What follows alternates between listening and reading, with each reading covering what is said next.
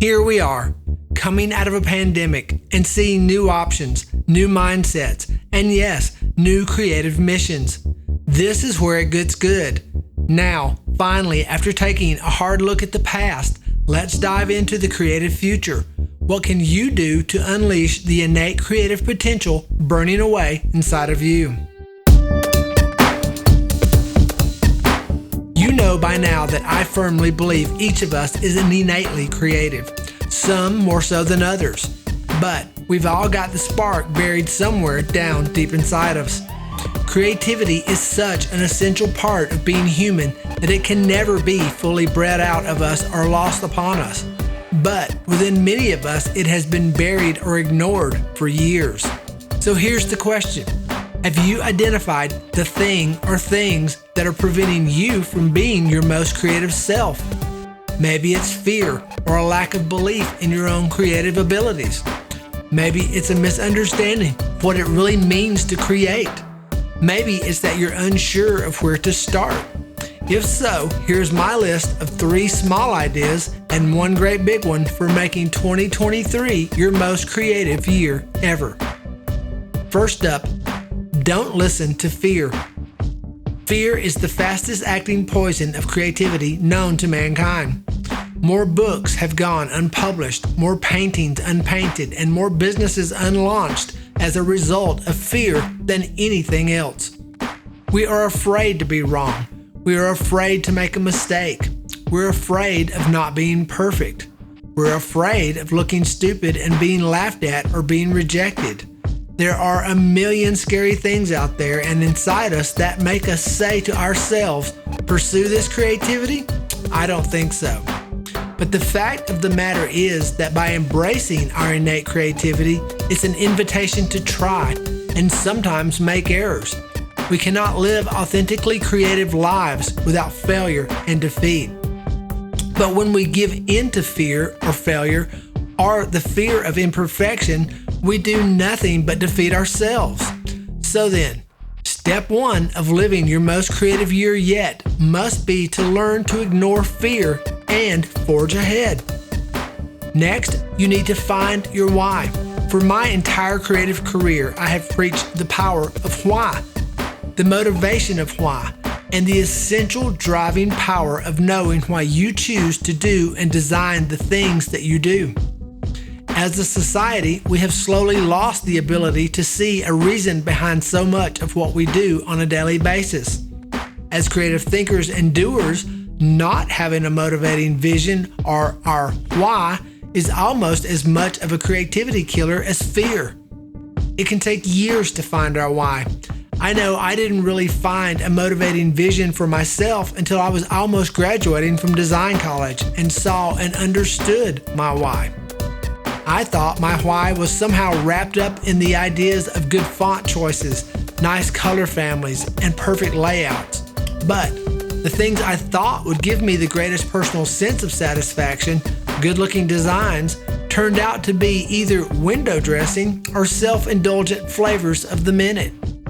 By contrast, the thing I had initially regarded as the one thing that I probably would not enjoy or enjoy the least as an introvert was dealing with people day in and day out. And guess what? That became my why. Another big part of my personal why evolved from the feeling that I was the only person who struggled to balance my need for creativity with the demands of my often uncreative clients. For years, I rejected the personal creative vision of myself as being a hindrance to the success of my clients. They liked blue. I made blue things, even if I knew orange was the thing that was required. Now I see that it's the one thing that's actually made my success possible. Instead of trying to be and do what my clients wanted as a designer, I've learned how to make who I already am succeed in the daily challenges of life. It's a million times easier to let yourself find creative ways to be successful than it is to force yourself to be successful in ways defined by other people. If we are truly to unlock our creative potential, we must have a reason, a motivating vision that makes us do so. whether that means solving a problem you face daily or developing an outlet for expressing or any of 100 other valid reasons. Step 2 of letting your creative spirit off the leash this year must be to find your motivating why. Next, find a medium. Not everyone is going to be able to express their innate creativity in the same way. Too many people try one or two things and then let the fear and failure get to them and assume it means they are therefore incapable of creating anything. Nothing could be further from the truth. The key to expressing your creativity in authentic ways and fully realizing your maximum potential is to find the method of expression that fits best for you.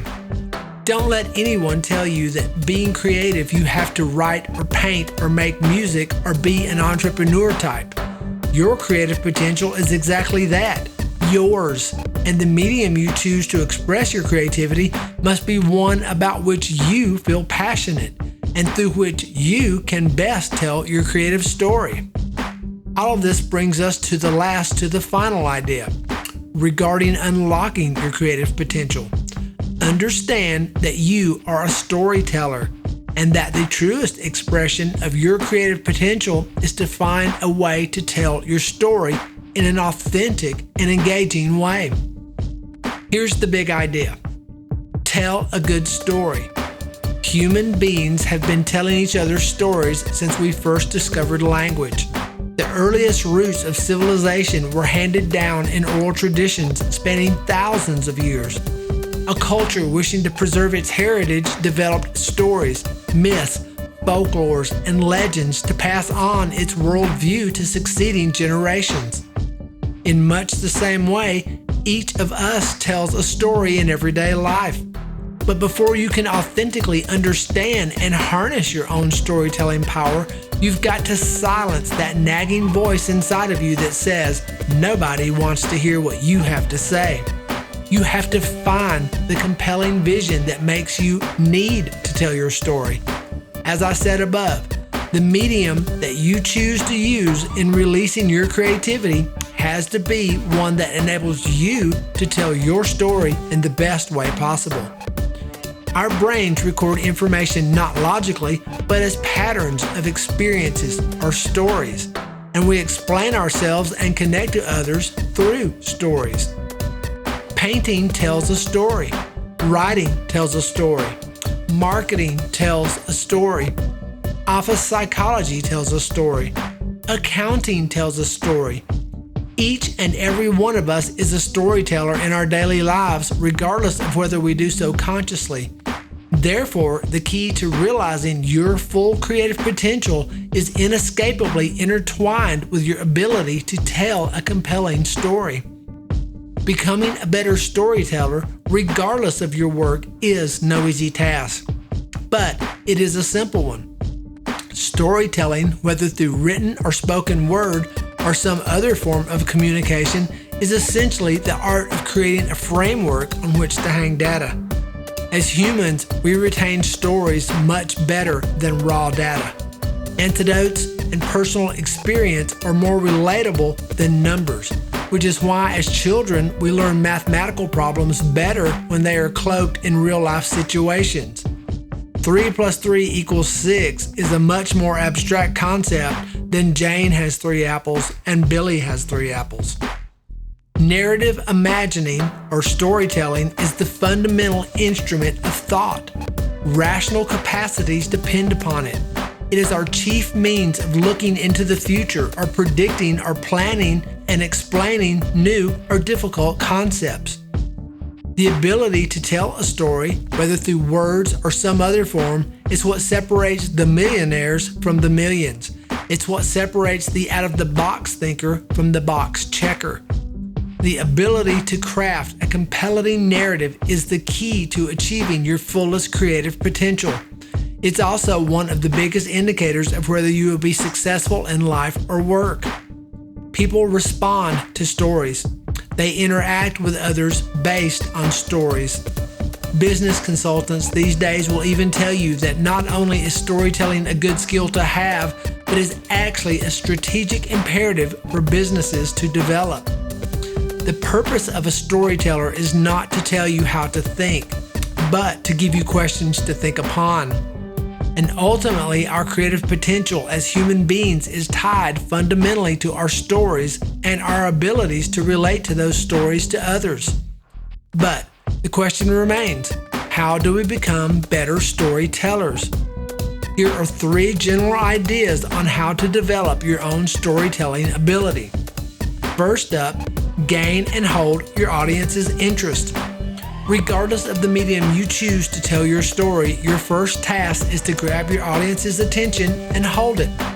Compelling stories almost invariably focus on vivid details and revolve around problems the intended audience wants solved and appeal to the emotional level responses rather than data. Next, we need to build a connection. Empathy is one of the most powerfully motivating tools at the storyteller's disposal. Empathizing with your audience and, in turn, persuading them to empathize and form a connection with you and your story is key to creating compelling stories. Whether expressed through words, art, or some other medium, your story must be passionate and detailed, and it must connect with the audience on a fundamentally human level. Next, provide a satisfying conclusion. The story you create must be complete. Human psychology loves completeness and resolution. Think of a song that seems to end on a dissonant chord only to shift to a new motive or a new novel full of cliffhangers. We also have plot twists. All of these are devices to hold our attention and point us to the ending of a tale. While these measures have their place in storytelling, that place is rarely the end. The ultimate goal of storytelling, whether in art or business, should be resolution and completion. Very few songs truly end in dissonance, and very few books truly end with the plot unresolved. Your story must be complete to strike that chord with your audience. Storytelling and the ability to use whatever medium you've selected to share your story with your audience is the foundation of creativity. The process of creation is essentially the process of telling stories. What is the intersection of creating, creativity, and creative learning? The answer is a story. The story of your life, your creativity, your product, whatever it is that you are developing, that is the center of the triad of the creative processes.